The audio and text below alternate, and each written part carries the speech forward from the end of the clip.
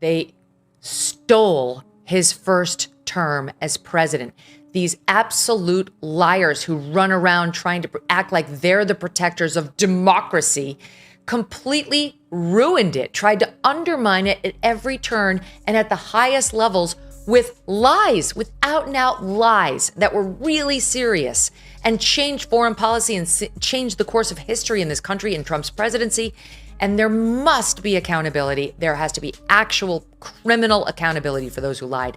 And I can't wait to see this administration do. Megyn Kelly came out swinging like a political prize fighter, and Hillary Clinton was her unfortunate opponent. Each verbal jab sliced through decades of carefully polished armor, exposing cracks Clinton had spent years hiding. This wasn't just a roast. It was methodical dismantling, leaving no scandal untouched, no contradiction unexposed. By the end, Clinton's image looked less like a fortress and more like a house of cards. Clinton has a very weird and I think shitty marriage. I don't think she has a husband who is in love with her or faithful to her. And I think I can't really blame him because she seems to have accepted this behavior since the inception of their marriage. And so past his prologue, you're going to get what you tolerate. You know, what you permit, you promote. She spent all of her daughter's upbringing away, at work, at the law firm, in the White House, running for office. And for decades, Hillary Clinton moved through politics like a force of inevitability, radiating the confidence of someone convinced her place in history was guaranteed. Kelly came at that myth with a buzzsaw, tearing to the lacquered image to reveal a career built not on results but survival. No soft punches, just a scalpel slicing through political legend to expose the unflattering core. In the Durham Annex, like full screen grabs of the Russian memos that the Dutch got their hands on and leaked to us, where the Russians are recounting exactly what they saw Leonard discussing about this Hillary Clinton fan and emissary, Julianne Smith, and how they were going to stop Trump, undermine Trump, but most importantly, distract from Hillary's email scandal. If you're enjoying this video, don't forget to subscribe and hit the bell icon. Kelly went after the cornerstone of Hillary's brand, the seasoned stateswoman act. To Kelly, this wasn't wisdom. It was weathering political storms by hiding behind powerful connections that shielded her from consequences that sink lesser players. Longevity, Kelly argued, wasn't proof of unmatched skill.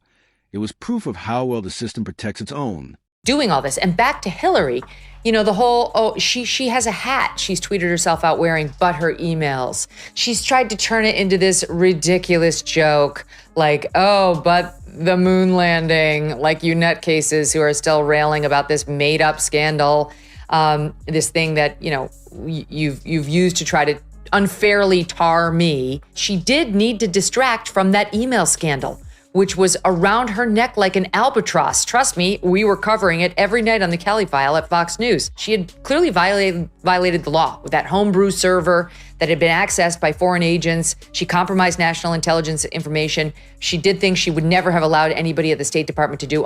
Then Kelly went for the entitlement. Hillary's political presence has long carried an air of you owe me. Every campaign, every speech radiates the sense that she's the inevitable choice, the only adult in the room.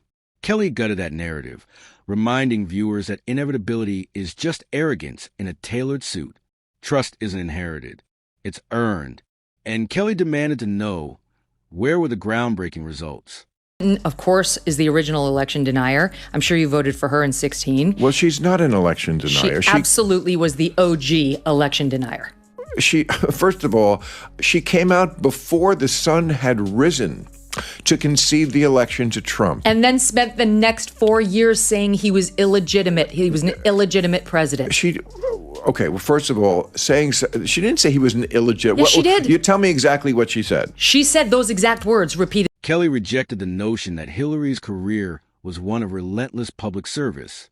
Instead, she framed it as a masterclass in self-preservation, a calculated climb up the ladder, scandal after scandal.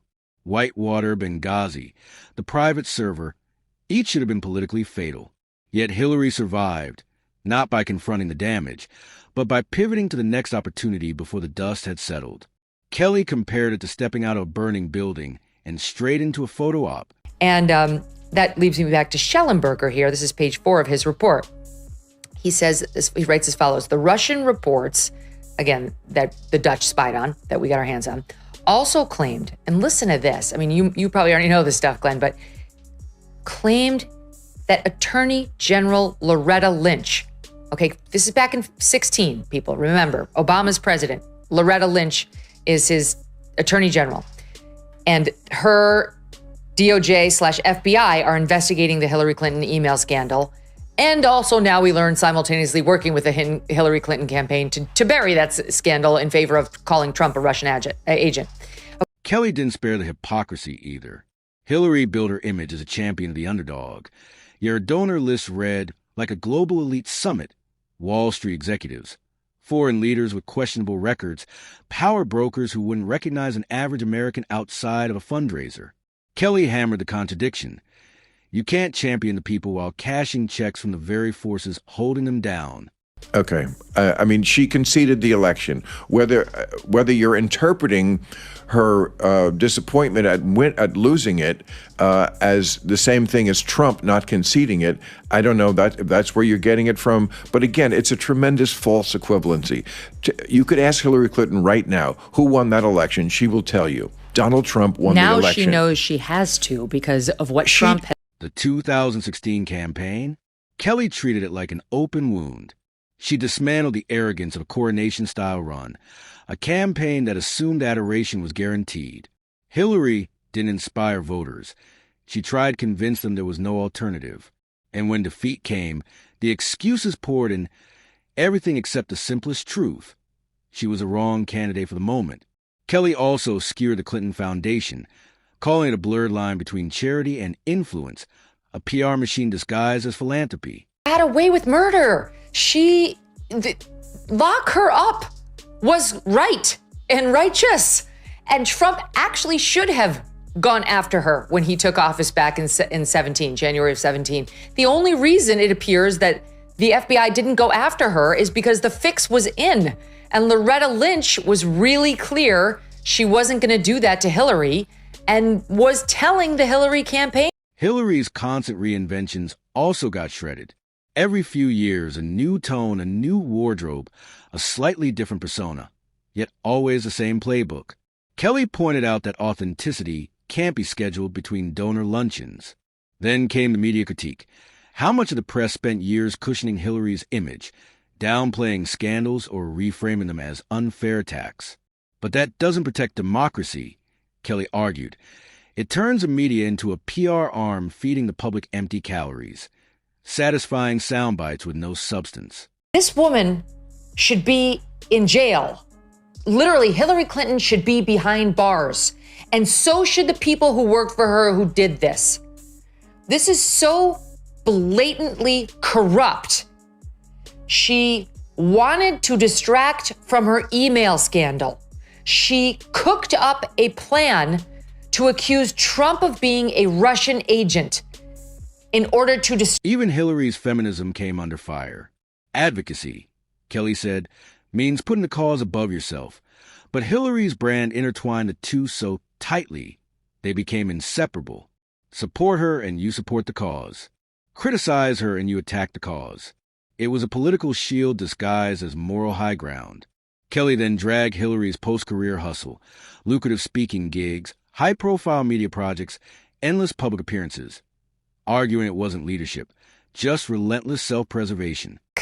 You know, we kind of have to do this for window dressing, but don't worry, I've got you. That's what's alleged in these documents.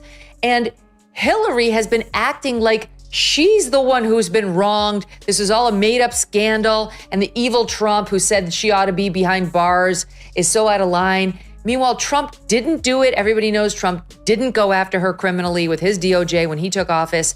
And yet, as soon as he was out of office, they did it to him. Hillary's image makeovers, Kelly said, bordered on comedy. 1 year, she's a grandmother next door baking cookies.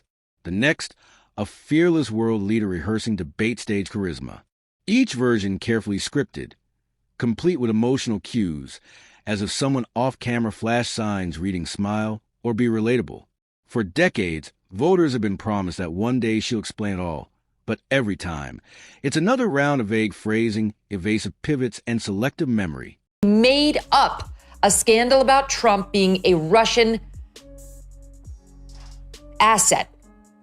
And they banked on the intel agencies working with her to perpetuate this lie, and it appears they were only too happy to assist. That's what this scandal's about. Pieces of it we knew. New pieces are coming in by the day thanks to these declassifications. And it's downright shocking. Do not believe that there's no there there. The people who are saying that are wrong. Kelly hammered Hillary's habit of framing herself as eternal victim of misinterpretation or smear campaigns. Even when controversy stemmed from her own actions, accountability became a group project where blame was spread until unrecognizable. Kelly also dissected Hillary's brand of feminism, calling it weaponized equality, where criticism becomes sexism, regardless of whether it's about policy or behavior. The underlying assumption? Not just that she could win, but that she should. It's our servicemen and women, the guys in uniform, the guys who liberated the world. Such a great reminder of the best America has to offer and the responsibility we all share in securing our nation's future. Unfortunately, this being political season, not everyone took the high road. Take a look at this tweet from Hillary Clinton. 80 years ago today, thousands of brave Americans fought to protect democracy on the shores of Normandy. This November, all we have to do is vote. She can't let it go, even on a day like this. Well, to her, because for the rest of us, our minds and our hearts are in there. When reality shattered that script, it wasn't seen as a strategic failure. It was framed as a national mistake, a fluke disrupting destiny. Kelly tore into this attitude, and Hillary's transactional relationship with the media. Flattering coverage is embraced.